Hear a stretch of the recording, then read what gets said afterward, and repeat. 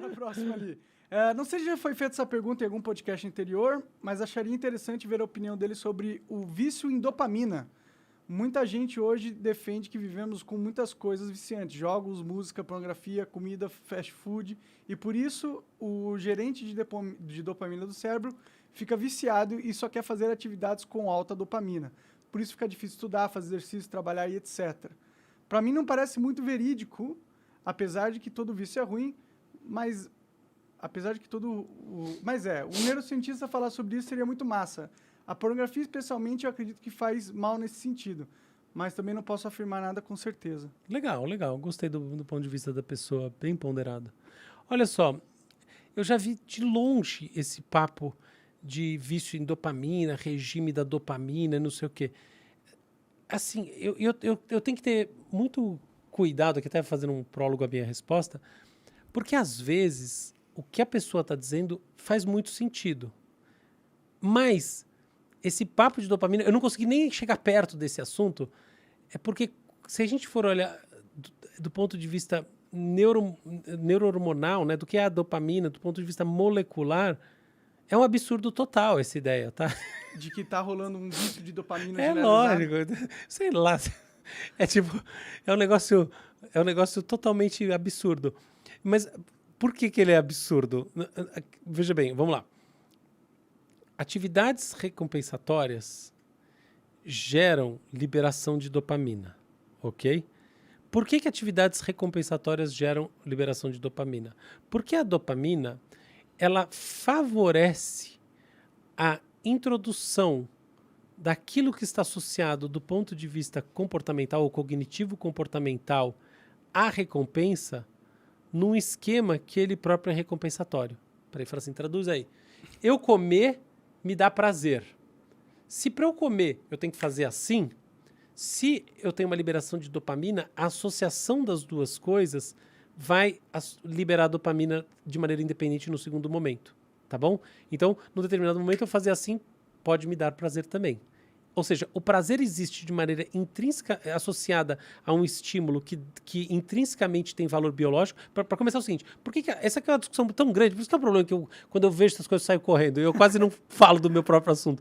Porque, é assim, às vezes eu vejo que os problemas, assim, coisas que não fazem nenhum sentido do ponto de vista científico, e que às vezes tem grandes verdades associadas, só que não é bem isso que é dito, elas justamente estão nessa camada em que as coisas do ponto de vista científico não fazem sentido, porque aquilo que faz sentido é muito difícil de ser colocado, entendeu? Então, às vezes, não é nem por mal, não é nem porque a pessoa que fala dessa maneira não sabe, é porque é um rolo.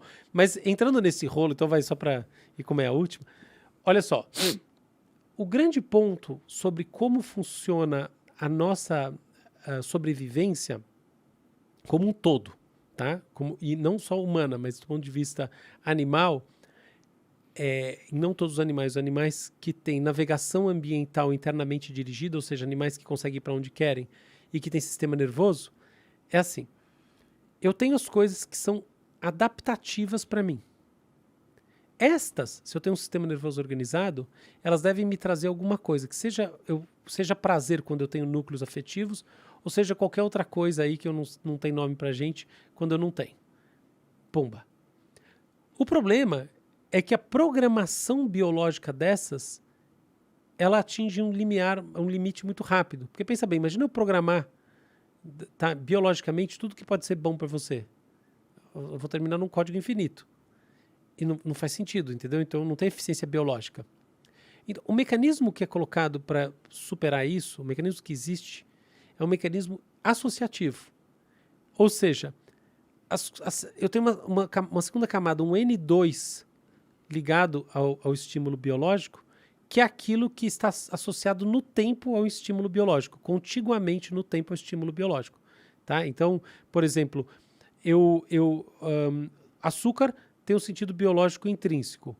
Se comer açúcar está associado a esse prato, uma coisa bonita aqui, qualquer coisa assim, ou junto dar um estalo, é natural o estalo gerar essa associação. As associações não são tão fortes, tá? O Pavlov foi um dos caras que trouxe essa questão do estímulo condicionado e estímulo incondicionado, que é uma longa discussão em psicologia, mas só para deixar isso simples, é assim, não é bem verdade que funciona todas as vezes dessa maneira, mas esse paradigma que eu estou descrevendo é o paradigma que no todo, na média, não no todo, na média, é válido sim. Então eu vou tendo contiguidades associativas, ok? Através das contiguidades associativas, eu vou tendo uma série de estímulos que originalmente não têm sentido biológico, mas que ativam cadeias moleculares no meu cérebro que, do ponto de vista filogenético, quando eu olho do ponto de vista das outras espécies parecidas com a gente e tal, são ativadas primariamente através de estímulos de origem biológica, adaptativa do ponto de vista biológico. Beleza? Ficou claro? Mais ou menos, Posso cara. voltar, então? É porque é complexo. Mas é importante, porque eu já vi esse negócio do dieta de dopamina, essas coisas de dopamina, é óbvio que não é nada, que tá tudo errado. Sem nenhum desrespeito a quem tá... É óbvio que são simplificações, desculpa, não é que tá tudo errado. Então, para pensar isso direito, acho que vale a pena. Vamos lá de novo. Imagina que alguns estímulos, eles têm valor adaptativo, tá bom? Tá. Como eles têm valor adaptativo, eu quero que o organismo... Puta, tem que dar um passo atrás. É o seguinte... O organismo, ele surge sem o que a gente chama de teleologia. O que quer dizer isso? O finalismo do organismo não existe em si mesmo. O organismo, assim, também, você pode acreditar em Deus, e Deus fala, Deus me leva a fazer tais coisas. Tá ótimo. Mas aí Deus leva o macaco a fazer essas coisas também ou não? Se você achar que Deus não leva o macaco e também não leva você vai dizer assim, tá bom, então nada me leva a fazer as coisas, só que ainda assim eu faço as coisas. Por que raios eu faço as coisas? Eu faço porque eu tenho impulsos motivacionais intrínsecos, etc e tal, mas eu faço as coisas também porque esses impulsos motivacionais intrínsecos me levam a tatear o ambiente, escrutinizar o ambiente, e de vez em quando eu encontro estímulos nesse ambiente que tem valor biológico intrínseco. Então tem coisa que Você é vai comer alguma coisa. tem coisa que você é um Pac-Man, tem a bolinha que você come de verdade porque você é Pac-Man. Sim. Então, o problema é o seguinte, se você só tivesse estímulos de valor biológico intrínseco, você ia fazer muito pouca coisa na vida. Você só ia fazer o que o Pac-Man faz. Só que você faz muito mais coisa na vida. Por que você faz muito mais coisa na vida? Porque coisas que não têm valor biológico intrínseco têm valor para você. A gente está aqui conversando por quê? Porque você gosta de conversar, no fundo é isso. Sim. Entendeu? E eu também. Então, a gente está fazendo algo que não tem valor biológico intrínseco. Como é que a gente chegou aqui? Essa é a pergunta que tem que ser feita. Que raios que... Por que a gente chegou aqui? Como é que a gente saiu do nosso... Pra gente, valor biológico intrínseco era comer, era transar, era qualquer coisa, e de repente a gente está conversando. A resposta é através de uma rede monstruosa de associações.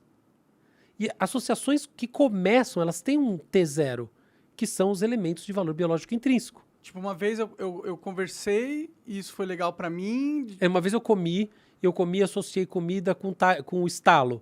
Aí uma vez eu associei estalo com andar. Aí entendeu? Redes de associação entendi. de prazer vão gerando uma arquitetura de liberação de dopamina, que é um neurotransmissor de caráter reforçador do comportamento associado ao estímulo biológico de valor intrínseco. Agora, entendeu o que eu quis dizer? Uhum. Mesmo quando ele não é intrínseco. Pode crer. É assim, entendeu agora? Por isso que a gente não é viciado em dopamina da forma só intrínseca, porque existem outras formas... Mais do que isso, a gente está liberando dopamina toda hora. E que besteira. Então, toda hora, qualquer coisa. Quem está liberando dopamina? Você tem uma ideia interessante, você está liberando dopamina. Outra coisa, quando os estímulos também são desfavoráveis, você também está liberando dopamina. Então, não é isso. Não é assim que funciona. Dopamina não é o estímulo do prazer e você precisa viver... Isso aqui, pensa bem, tem uma filosofia de fundo, meio uma filosofia ascética. Não, se desprenda dos prazeres e aí você vai... Não é isso aí. Não dá pra se desprender dos prazeres. Mais que isso aí pode ser até sua verdade, mas dopamina não existe hormônio do prazer. Seu cérebro sabe o seguinte: você tem as coisas que têm valor biológico intrínseco, você tem redes de associações e outras que não têm valor biológico intrínseco, que levam à liberação de neurohormônios dentro de esquemas cognitivos comportamentais que estão associados à reprodução do comportamento. Por quê? Porque as coisas que têm valor biológico intrínseco, como elas têm valor biológico intrínseco, elas geram em você uma tendência à replicação do comportamento que levou você a acessá-las. Porque é assim que você sobrevive. Entendeu? Então, voltando à questão aqui, não existe vício em dopamina porque existe vício em em substâncias que têm caráter dopaminérgico. Então, por exemplo, assim, qual que é um vício típico de caráter dopaminérgico? Cocaína, tá? Cocaína, dopamina. Esse cocaína alcaloide, ela é assim, de fato, assim, a cocaína, olha como uma coisa complexa.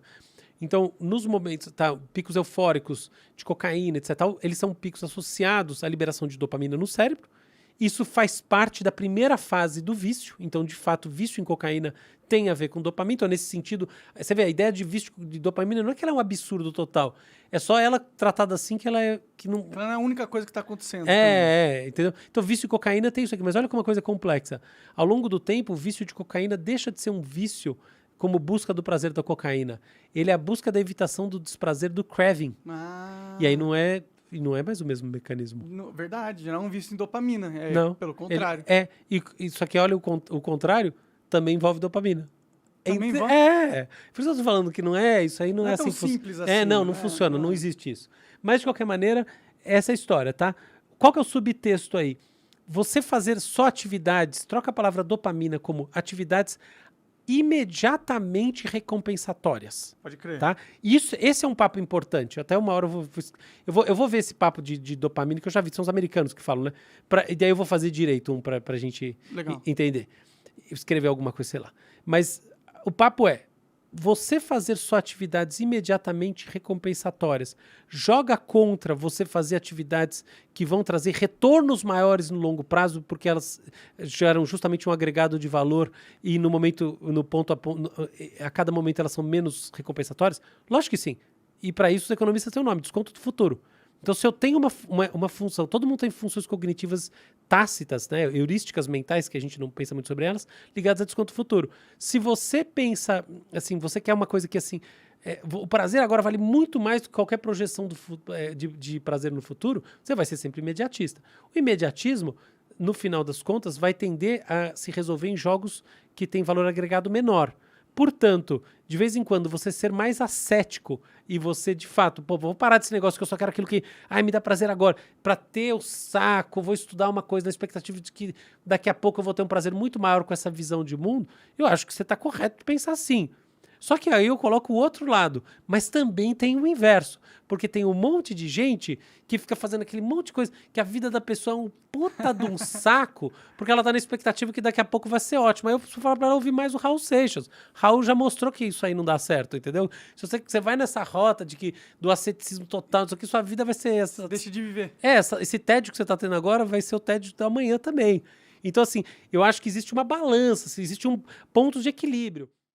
Você acaba de assistir um corte do Monarch Talks, agradeço demais, mas se você quiser ver o vídeo na íntegra e acompanhar ao vivo todas as transmissões, você tem que ir lá no rumble.com/monarch para não perder nada. Segue a gente lá.